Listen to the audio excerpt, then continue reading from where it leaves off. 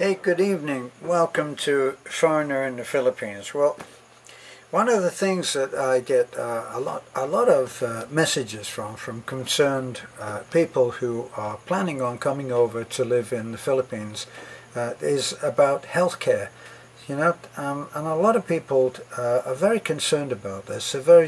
They're concerned about all kinds of things. They're concerned about spiders and snakes and stuff like this. I mean, I see spiders, yes. I don't see any black widows or anything that's dangerous like that. And if I try to kill one of them, they are impossible to kill because they can just run faster than I can stamp my foot.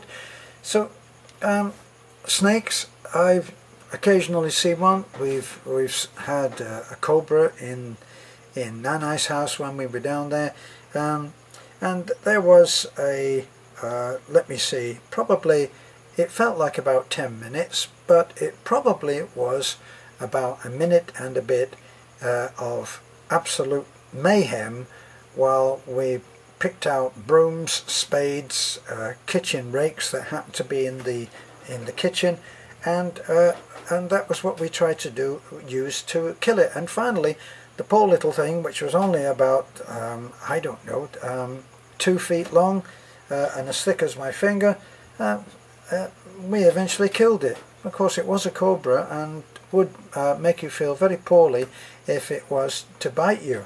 It never got a chance. Anyway, it was too busy trying to, I was about to say it was too busy trying to run away, but they don't do that, do they? It was about trying to slither away. So anyway, so it really is strange the way that, to me, the way that people are afraid of things that might happen. Now, the old legendary thing that always people who were not afraid of anything happening to them, they would always use that, in my day anyway, they would always use that idea of, well, let's face it, you could walk outside now and get run over by a bus, couldn't you? Well, nowadays there aren't so many buses, are there? In England they were everywhere, except when you needed one, and then they'd all, after waiting about I don't know, half an hour or 45 minutes in the rain, about 4 number 5s would come along, one after the other.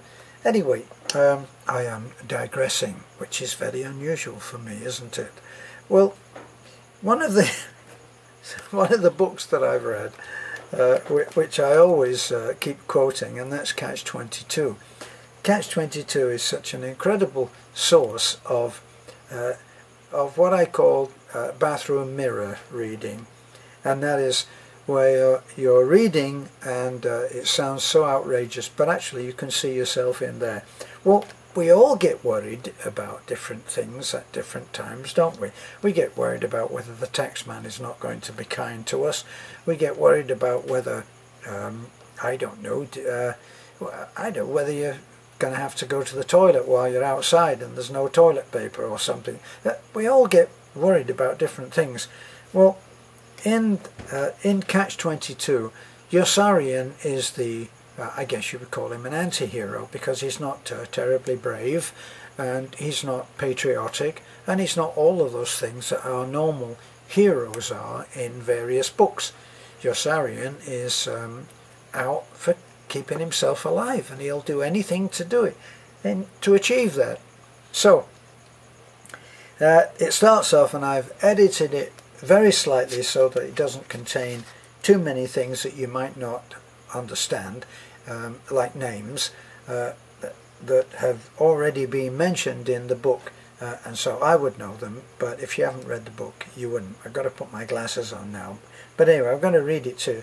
And in this there's a very paranoid Yossarian, the character Yossarian talks about what he's got to be afraid of. There were too many dangers for Yossarian to keep track of. There was Hitler, Mussolini and Tojo, for example, and they were all out to kill him.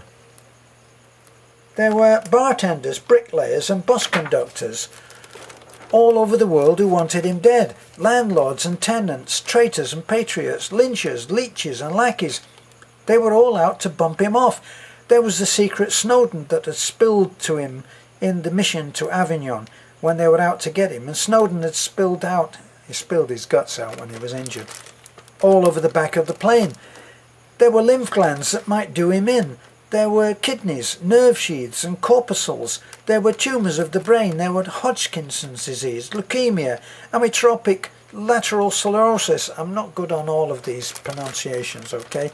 There were fertile red meadows of epithelial tissue to catch and coddle a cancer cell. There were diseases of the skin, diseases of the bone, diseases of the lung, diseases of the stomach, diseases of the heart, blood and arteries. There were diseases of the head, diseases of the neck, diseases of the chest, diseases of the intestines, diseases of the crotch. There were even diseases of the feet. There were billions of conscientious body cells oxidating away day and night like dumb animals at their complicated job of keeping him alive and healthy, and every one was a potential traitor and foe. There were so many diseases that it took a truly diseased mind to even think about them as often as he and Hungry Joe did. Hungry Joe is another character in the book. Hungry Joe collected lists of fatal diseases and arranged them in alphabetical order so that he could put his finger without delay on any one he wanted to worry about.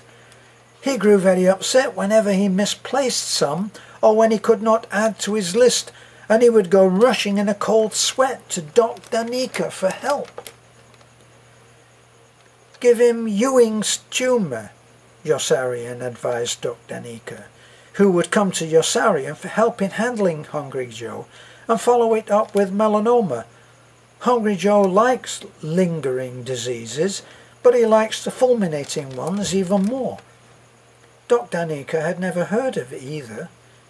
How do you manage to keep up on so many diseases like that? He inquired, with high professional interest. I learned about them at the hospital when I was studying the Reader's Digest, which kind of brings us to the end of that little one.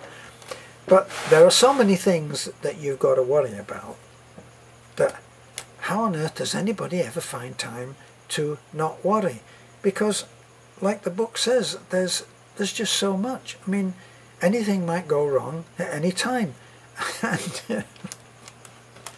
the only person who really is not worried about them is the one that's dead. And of course, they're not really worried about anything anymore, are they? So, my own way of doing it is, I can't be doing with worrying about something that may never happen. And it just reminds me of the way that Winnie the Pooh, who is one of my heroes, Winnie the Pooh and how he dealt with it. One Thursday, Winnie the Pooh decided, and I'm paraphrasing now from memory, okay, although I did read this book to my son for something like 7 or 8 years every night, so I should memorize it word to word. But anyway,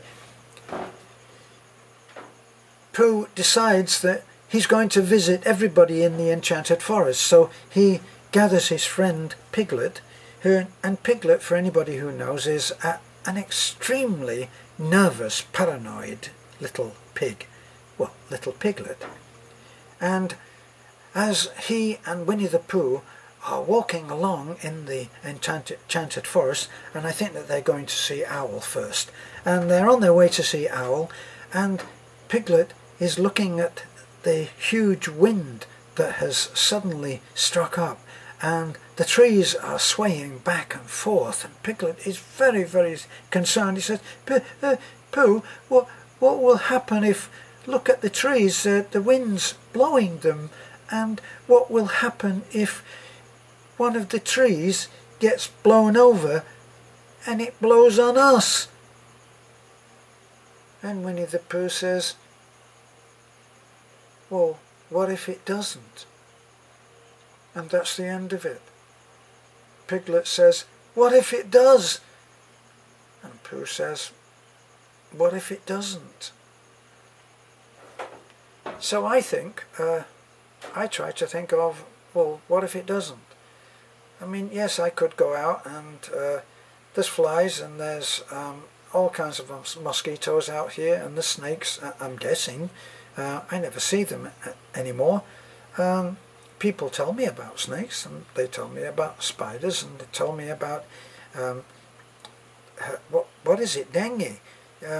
If I go into Western Union, there's always, I hate going in there for the one reason. Well, I don't hate it, of course, because I get money, but I don't like it because there's always a movie on there telling you about how dengue happens, and you see a full screen mosquito, and it's got a, I think they call it a proboscis, don't they? I mean, it's sticking it down like this, and it's like as thick as my finger. I'm thinking, oh my God, can you imagine getting stung by one of those? And what it does is it puts its thing down into you, and it penetrates the skin, and of course that thing is infected with dengue. And it makes it seem like every damn mosquito in the world is infected with dengue, and so you better get insured.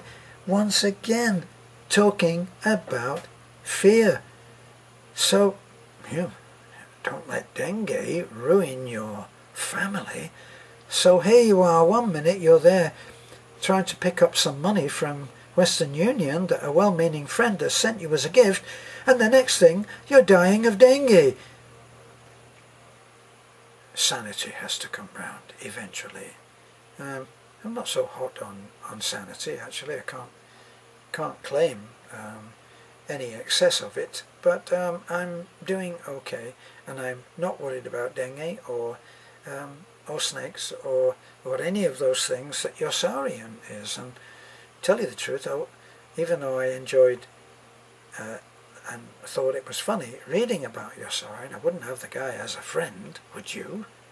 Anyway, this is A Foreigner in the Philippines with a little excerpt from the book Catch 22. Bye for now.